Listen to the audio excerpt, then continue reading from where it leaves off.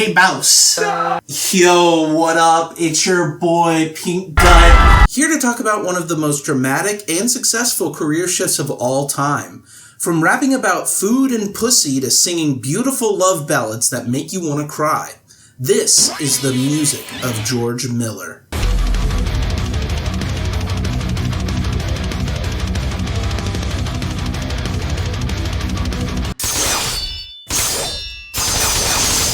Anyone my age who was on the internet growing up knows about George Miller, aka Filthy Frank. He was the internet funny man in the mid-2010s. But when the YouTube adpocalypse hit in 2016, and you weren't allowed to be edgy on YouTube anymore, George was faced with a choice.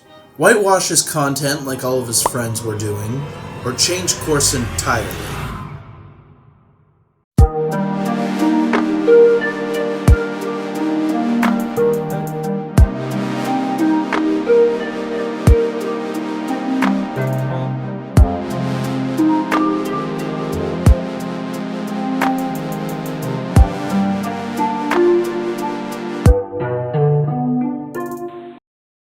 While it was certainly a leap of faith for George to go into the music industry, it wasn't completely out of left field considering the music he made as Pink Guy.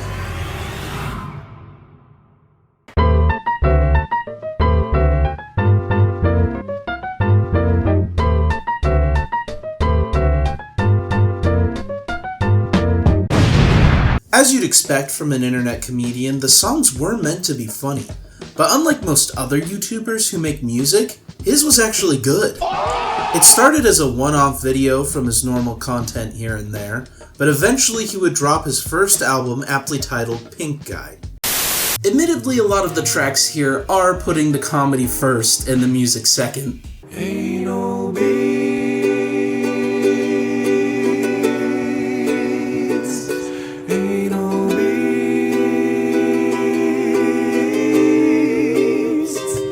threw in a couple of covers. Bitches ain't shit but hoes and tricks. Lick on these nuts and suck the dick. And skits. You want a video sex? You want a video sex? Clearly this is a compilation of things that George just enjoyed making, which is, eat the pussy like a watermelon. Yeah, slurp, slurp. Slurp, slurp. Admirable? I think this is what happens when a cringelord gets full creative control and a production value to make an album. Like, I definitely have repressed memories of my high school friend group singing stuff like this. Give it a ballsy balls. Give it a ballsy balls. But at the time, these songs were comedy gold. And I'd be lying if I said that some lyrics didn't still squeeze a chuckle out of me. Peanut butter on my balls, let the dog lick it. Peanut butter on my balls, let the dog lick it. Peanut butter on my balls, let the dog lick it. Fuck off, dude. That's cheap. That's low-hanging fruit. That one got you. Yeah, the dog face. Yeah, the dog got me. Good job. You love it. Yeah, I do. You know me. Peanut butter on my balls. There it is again. But putting my money where my mouth is, a lot of these songs are legitimately good. They still have ridiculous lyrics, but their quality is undeniable. Ramen King. I still masturbate while eating top ramen at a faster rate. In the bigger quantities, it counts as rape when I'm slurping at this unbelievable pace. I turn the temperature up all the way to sweat up on my face. Fried rice. Fried rice, fried rice, bitch. You wanna play your cards with God and roll the dice, bitch. Kill yourself. Kill yourself. The fuck?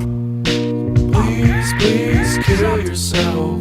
Tribute to Ronald. Ronald had a dream when he was sucking his mom's titty. He wanted to Palm Cities, rocking his fall hoodie in this heat. Nah man, he ain't no clown.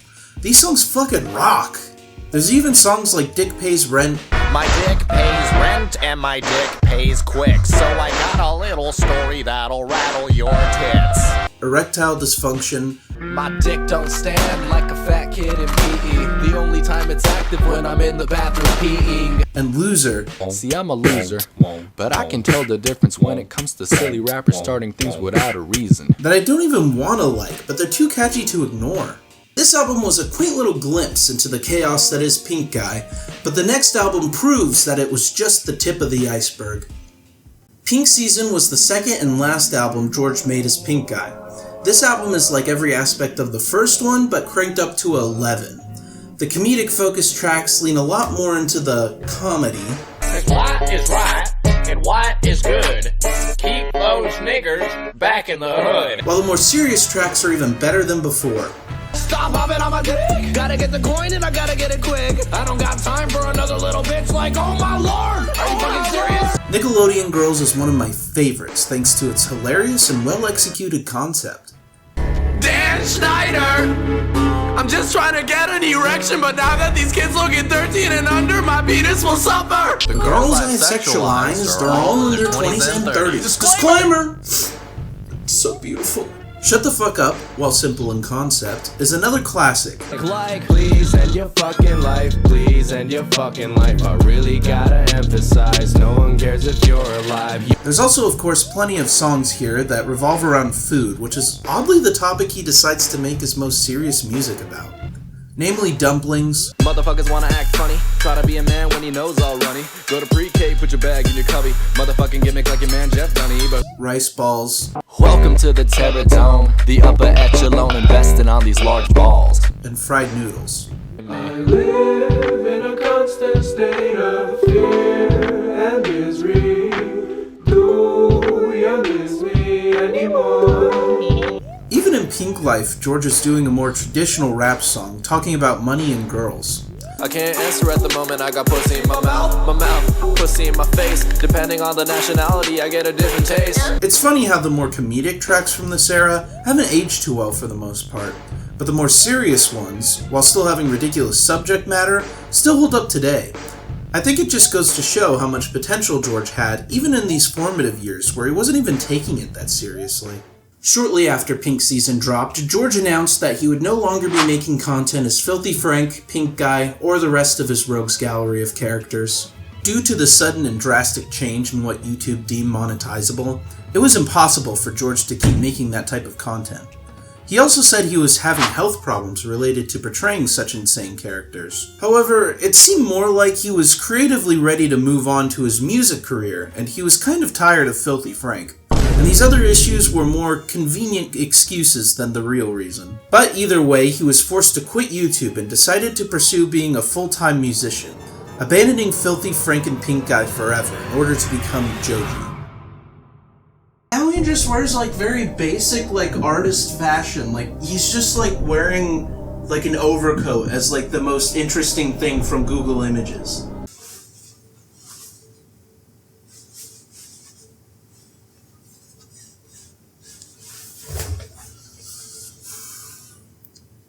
The first album George released as Joji was Ballads 1.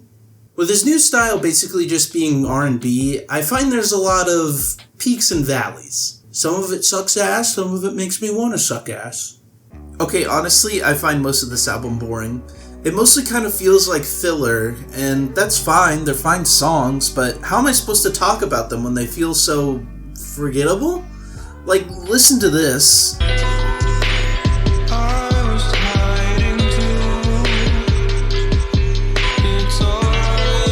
And then listen to this.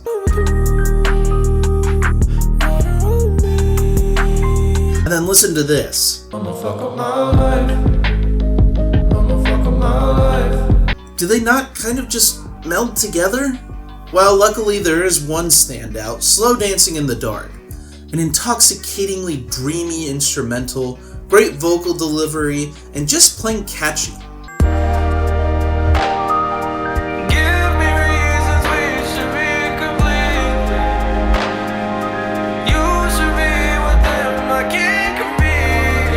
Hopefully songs of this caliber become more common and I have more to talk about in the next albums. Oh no, I still don't really care about half the album. Who could have foreseen this? Actually though, Nectar is definitely an improvement over Ballads. While it is true that a lot of it is still kinda whatever to me, I did find my ears perking up to a lot more songs here. Gimme Love's hook is kind of gay and annoying, but I can't deny its catchiness. Give me love, give me love, give me love, give me love when I'm gone. Run has a great vocal delivery, an intoxicating instrumental, and even some nice guitar shredding at the end. I know you're not in love like you used to be, 'cause I'm not the one like you used to think. I like Nitrous' sort of lo-fi beat and higher tempo compared to the typical Joji song.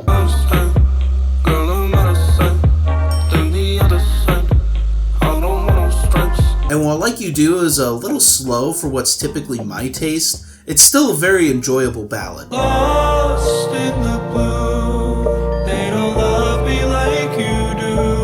However, my two favorite songs of this album, and the two most popular, are Sanctuary, which has a good flow, lovely vocals, and bubbly lyrics. If you've been waiting for falling in love, baby, you don't have to wait on me. And TikTok, the funny meme song with a good beat and an absolute earworm of a hook. TikTok, heavy like a Brinks truck, looking like I'm TikTok, shining like a wristwatch. I really love the ah sample. I hope to see more of these more light-hearted, upbeat songs from him. I think he does it really well. But let's see if Joji keeps steadily improving with his next and most recent album, Smithereens. Yo, he did the thing! This is the most consistently good album so far! It's also only like 9 songs, but... Is that even legal to make an album so short? And one of them is an interlude? It's just like a normal song. Why did he even call it an interlude?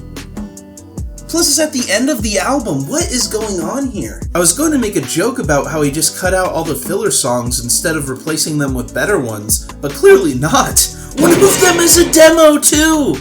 How did bro need 2 tracks of padding in a 24-minute album? Glimpse of Us is the best Joji song yet. I don't relate to the lyrics at all, but the storytelling is so well done that I get tingles every time I listen to that chorus. I love it. 'Cause sometimes I look in her eyes, and that's where I find a glimpse of us. Feeling Like the End is pretty good too. It's got a chill beat and a nice flow. Please calm down so we can get up. I've waited too long to get your voice out of my head. Before the Day Is Over was a solid song too, but the chorus definitely carries. I know it won't be long.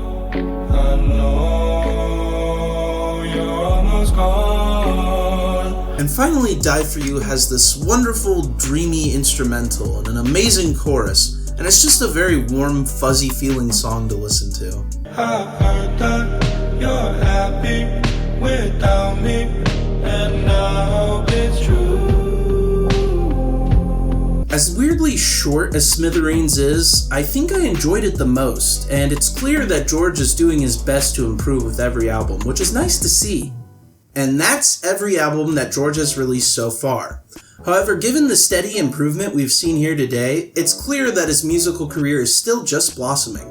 I would love to see him experiment a little more with future projects. It would be cool to see him lean more into that TikTok style of lighthearted fun. And yes, I know what the song is about, don't worry, I'm aware it's not lighthearted lyrically, but the vibe is still more upbeat. It's like a hey ya situation. But the real question is what songs are making it into my playlist and where? Well, as tempting as it is to sneak some Pink Guy into the more traditional playlist, they really only belong in Music for Silly Geese. Now it's just a question of which songs to pick. There's a lot of options considering how many Pink Guy songs I like, but in the interest of sticking with the classics, I'm going to be adding Ramen King, Kill Yourself, Nickelodeon Girls, and Shut the Fuck Up. I feel like these 4 are a great encapsulation of the Pink Guy era as a whole, and they're obviously my favorites. As for Joji, my picks probably won't surprise anyone, but where they're going is a little more interesting. For Slow Dancing in the Dark and Glimpse of Us, I'm whipping out Think Tank, playlists made for songs that are more sad, slower, thought-provoking, that kind of vibe. Sanctuary I'm throwing into the sexy playlist, the one I used to And finally, TikTok is going into the pop playlist, which is pretty obviously for bringing the grand total to 8 songs being added to Cyverd's greatest hits. Thanks, Joji, and thank you for watching. If you like my picks, subscribe so you don't miss out on any other musical gems. Also, let me know who you want me to cover next in the comments. But until next time, I'll see you then.